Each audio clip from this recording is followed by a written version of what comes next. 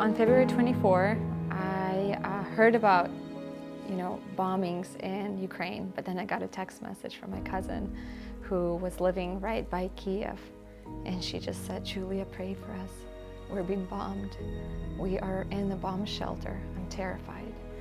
So I knew it was real, and I felt like I was there with her. And then we received messages. We started to message all our family and friends, and many of them heard explosions that night. So it was very scary. So the trauma that we see, and especially when it comes to kids, children, it's just so significant and so immense. And that's why Julia specifically, she was on fire to do something about it. Not just pray, not just provide emotional support, not just provide spiritual support, but also act and be the feet and hands of Jesus right now. And then Julia comes up with multiple plans, a master plan. I just, the pain was so severe inside. I think we're all in agony that we're here in safety, and our family, our friends, and so many people are not. We cannot just sit back and watch. We cannot be silent about this. We have to do something.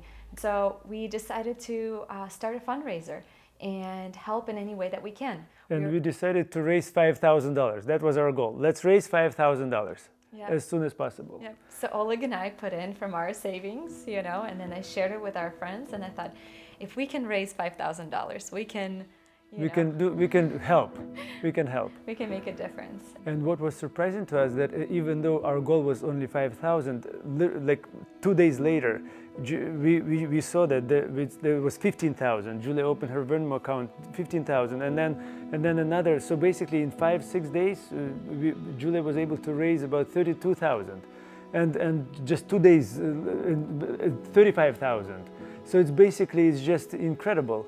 How people truly, people are just responding in a way that is so incredible, and we realize that it's not us, it's God, because people reached out who don't even know us. They said, "We've heard about this mission, the rescue project that is being done for evacuating people. We want to help," because there was no system in place yet on the ground. Mm-hmm. What this mission is doing specifically is helping people that are staying in the country right now. They're needing to be evacuated or are unable to be evacuated. So right now we have so many volunteers that are in Kiev, in Ukraine, in Western Ukraine, who are volunteering their time, whatever means they have, to help and support people on the ground. So in this specific situation, what we're trying to do is raise some awareness about these people and support them as much as we can. Mm-hmm. And what is also important, because so we do it through the church. So church in Ukraine, Adventist Church in Ukraine, they receive these funds and then they distribute them because they see the situation, and they're specifically, so these funds are specifically go to evacuating citizens, church members, and whoever comes there, they're evacuated. So it's absolutely anybody who comes who wants to be evacuated, this is who they help. So this mission is specifically designed to help people to get to the safer places. They pick up truckloads of food, they load them into their vans, and then transport those into central Ukraine. In fact, just last Thursday, which is it was day 14 of war, day 13 of war, they purchased a bus, and that bus, the price of that bus was $6,000. By the way, so we contributed into purchase of that bus, and so what they need gas to actually send that bus to go and pick up people, and that bus, so it was purchased on Thursday morning. Thursday afternoon it was already on the road. So this is how urgent that situation is. So now it's like a Schindler's List mission. What can we do to save one more person?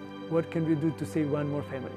And the reality is, so if you were to put it into monetary perspective, $17 is enough to evacuate one person from the territory affected by war.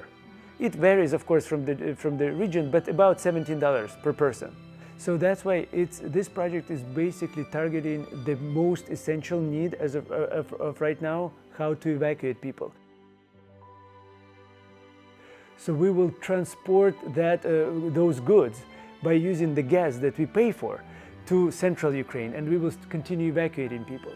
So every penny that is donated here to markham-woods-church.org/Ukraine, or just on the main page, it goes immediately to the Union of Churches in Ukraine. They know exactly what the need is, and they know that the money that are donated to Markham Woods Church are dedicated specifically to evacuation funds, to providing bread, because this is one of those things that is perishable. We cannot bring it from Germany. We need freshly baked bread delivered to Kyiv or to other central parts of Ukraine. And if those borders are closed, they still have a lot of towns that they will still need to get to and evacuate as many people as possible.